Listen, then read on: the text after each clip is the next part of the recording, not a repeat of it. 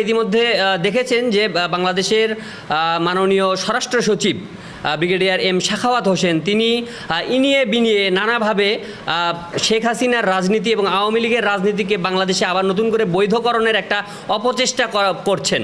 তিনি শেখ হাসিনাকে বাংলাদেশে ফিরে আসার কথা বলছেন, নতুন করে দল গোছানোর কথা বলছেন। আমরা এই ছাত্র জনতা বুকের রক্ত ঢেলে দিয়েছি রাজপথে, শেখ হাসিনাকে আবার এই বাংলাদেশে ফিরে এনে এই যে আন্দোলনকারী ছাত্রদেরকে আবার আয়না ঘরে ঢুকিয়ে নির্যাতন করার জন্য কিন্তু আমরা এই আন্দোলন করিনি। এখনও বুকের রক্ত শুকায়নি, আমাদের রাজপথে যে রক্ত সেগুলো শুকায়নি। এর ভেতরে এম শাখাওয়াত হোসেন তাদেরকে আমরা বসিয়েছি ছাত্র সমাজ এবং জনগণের ম্যান্ডেট প্রতিষ্ঠা করার জন্য, কিন্তু দেখা যাচ্ছে যে তিনি এখন আওয়ামী লীগের ম্যান্ডেট হয়তো প্রতিষ্ঠা করার চেষ্টা করছেন। এই জন্য আমি তীব্র নিন্দা প্রতিবাদ জানাই এবং এটা এম শাখাওয়াত হোসেন সহ অন্যান্য উপদেষ্টা যারা রয়েছেন তারা ছাত্র জনতার ম্যান্ডেট নিয়ে